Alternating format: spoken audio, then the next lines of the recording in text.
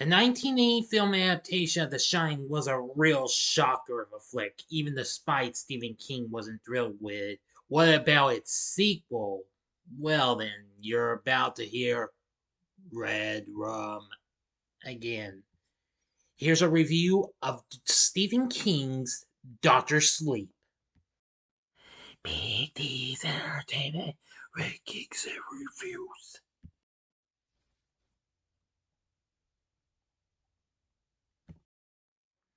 So, greetings, my fellow YouTubers, and welcome to Big D's Entertainment Rankings and Reviews. My name is Doyle, better known to you as the Big D, and this time around I bring to you a review of the 2019 supernatural horror flick Doctor Sleep, released by Warner Bros., edited, written, and directed by Mike Flanagan. This is a sequel to The Shining film directed by Stanley Kubrick in 1980.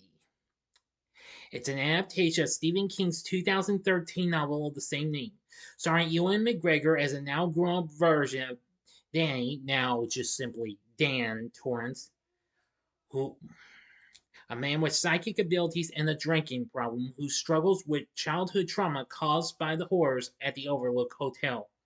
It also has Rebecca Ferguson, Kyliegh Curran, and Cliff Curtis as supporting roles for new characters. Abra Stone and Billy Freeman team up with Dan to take down Rose the Hat and her gang of followers. This film was released on November 8th, 2019, just a couple weeks after it made its premiere at the Regency Village Theater on October 21st.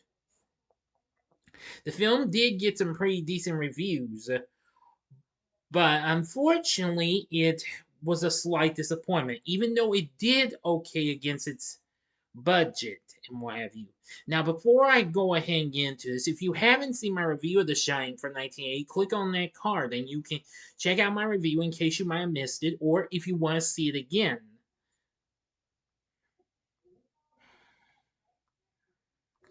So, let's go ahead and give the story out to y'all.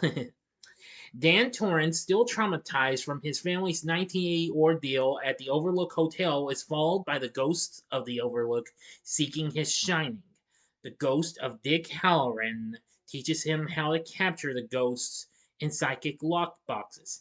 By 2011, he has become an alcoholic to suppress his abilities. After moving to a New Hampshire town, he recovers through AA, which is Alcoholics Anonymous, set up by his new friend Billy Freeman, and becomes a hospice orderly, where he uses his shining to comfort dying patients, who nickname him Dr. Sleep. Meanwhile, the True Knot, a cult of psychic vampires led by Rose the Hat, feed on steam, a psychic essence released by torturing and killing those who have the shining, especially children.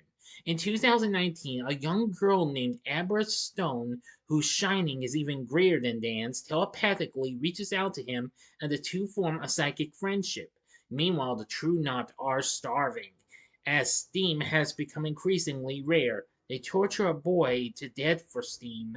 Abra senses this and alerts Dan about the murder, but Rose senses Abra in the process. Rose projects her consciousness across the country and infiltrates Abra's mind, but is physically injured by a psychic trap set by Abra. Rose sends the remaining members after her, convinced that Abra's immense powers will supply them with steam for years to come. Abra informs Dan about the True Knot. Although initially hesitant, Halloran encourages him, and he recruits Billy and Abra's father Dave to help. They successfully kill most of the True Knot except Rose, but Billy and Dave are killed, and Abra is captured by Rose's partner, Crow Daddy. Dan possesses Abra and saves her from Crow Daddy, killing him in the process. Knowing Rose is coming for them, Dan brings Abra to the Overlook as a last resort, believing it will be equally dangerous for Rose. He starts and sets the hotel's boiler to overload and awakens the building's dormant malevolence with his shining. At the same time, he has visions of his time at the hotel and confronts an apparition of his father. Now for the ending and the final act. As always, you know the procedure. You have 5 seconds to stop this video. Go to the description box below and fast forward to the time below. As I count down now, if you've seen the movie already, please continue with. Okay, you've been warned. Rose arrives at the Overlook and overpowers Dan in a fight, but he saves himself by releasing the Overlook's ghosts from his lockboxes. Drawn to Rose's power, the ghosts overwhelm and devour her before turning on Danny and possessing him in a bid to try and make him kill Abra. Briefly able to regain control, he tells her to flee before the hotel overcomes him again. He goes to the boiler room but regains control before the hotel can make him deactivate it. As fire erupts, Dan sees a vision of himself as a child being comforted by his mother Wendy. Abra escapes as the Overlook burns down and the authorities arrive. Sometime later, Abra speaks to Dan's spirit, assuring him that she is fine. Dan comforts Abra, telling her to shine on and not to hide her gifts from the world. She shares to her mother that she has been conversing with Dan and her deceased father and that they are okay. Abra later encounters Mrs. Massey, the ghost of the bathroom in the Overlook's room 237 in her bathtub, and she confronts the ghost and closes the door behind her. End of story. So what did I think of Doctor Sleep? Well, despite I've only seen it twice, I will say it's pretty good and what have you. I really liked it. I agree with what critics say because they praise Flanagan's direction as well as the screenplay and the performances of the cast, most notably Ewan McGregor and Rebecca Ferguson and Kyliegh Curran.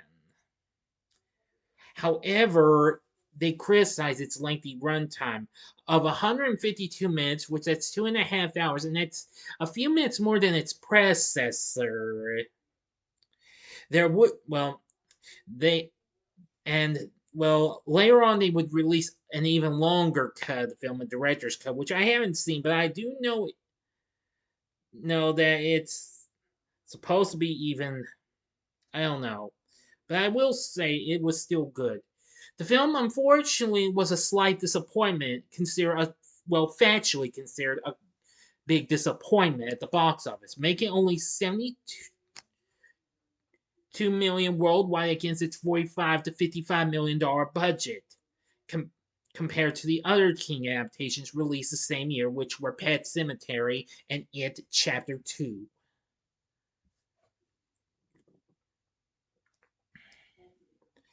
Now let me see here.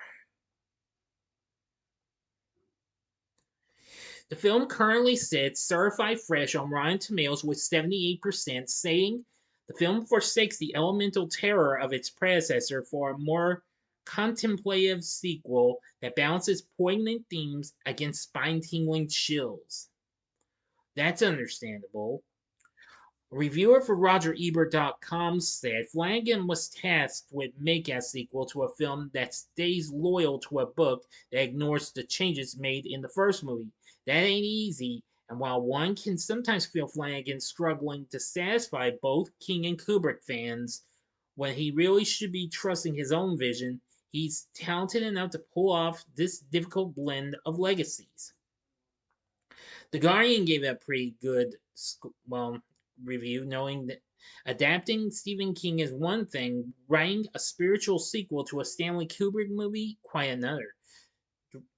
And Flanagan takes on King's 2013 follow-up novel to The Shining, but adjusts some details to ensure continuity with Kubrick's cult 1980 adaptation of the original book. The new material is fresher and considerably more fun.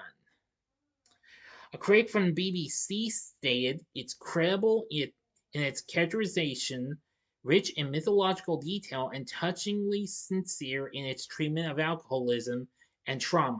The film is impressive in all sorts of ways, but its greatest achievement is that it makes The Shining seem like a prequel, a tantalizing glimpse of a richer and more substantial narrative.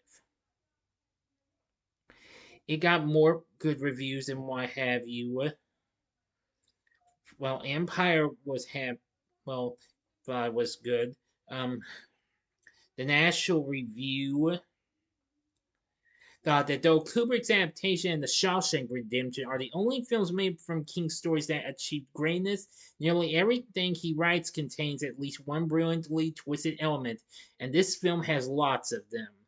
It's a shame that more top tier directors haven't chosen to dig around in the capacious minds of King's imagination. But hey, I'm understanding because there's so many other reviews. I won't give them all, but I will say very good though. I thought this was a good sequel. Now again, I haven't seen the director's cut of the film. I know they released a director's cut. Let's see. Just a couple weeks after the after it hit digital, which included that and the theatrical cut. So anyway, if I can find it, I'll look into it if I decide to. Now, and we also have a score from the Newman brothers, which that was pretty good too. We do get to hear maybe one or two familiar pieces of music from The Shining, which is still eerie and what have you, but still good though. Let me see. Now, as for our cast, we have Ewan McGregor playing Dan. I must say he's really good in what have you. He did a good job on his performance. Now, Rebecca Ferguson played Rosie the Hat. Almost that was a pretty good, leader of a cult and what have you. Really something. But I've got to give credit to young Kyliegh Curran as Abra. She was definitely pretty good.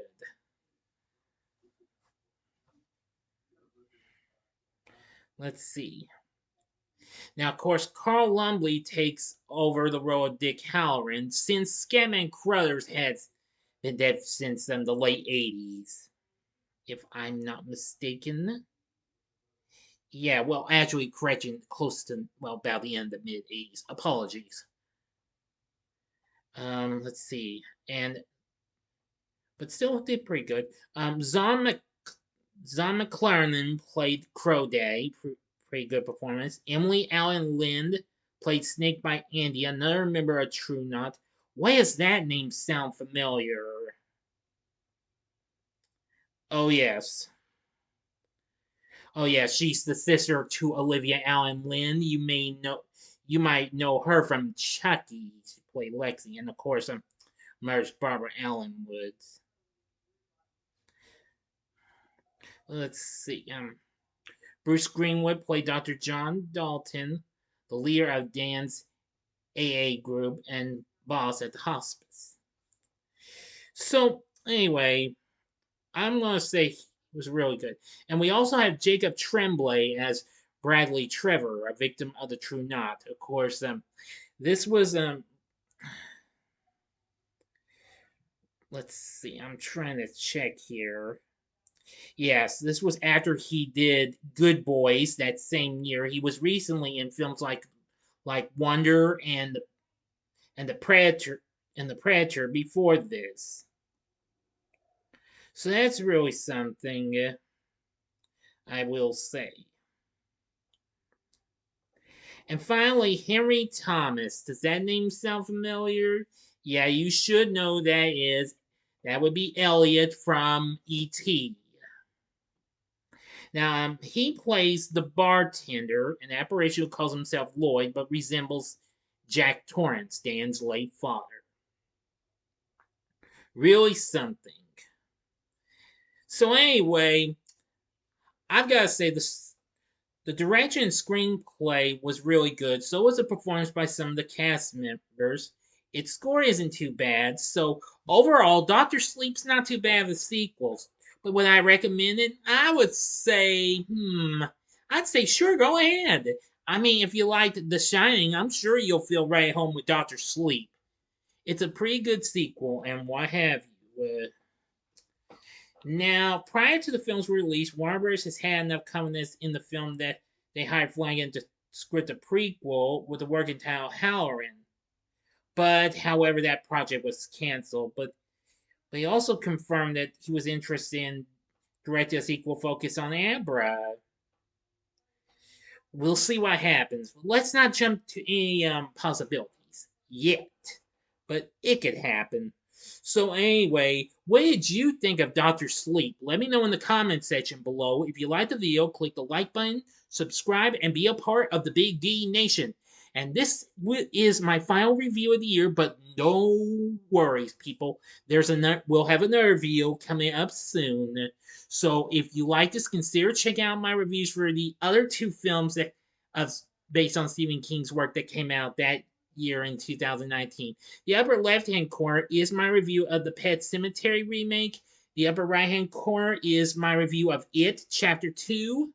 Or go to the bottom left-hand corner and see my review of the It TV miniseries from 1990. And the bottom right hand corner is a button you can click to subscribe. If you like rankings and reviews on movies, TV, music, video games, etc., then I'm your guy. Thanks for watching. Until next time, I'm the Big D saying, see ya.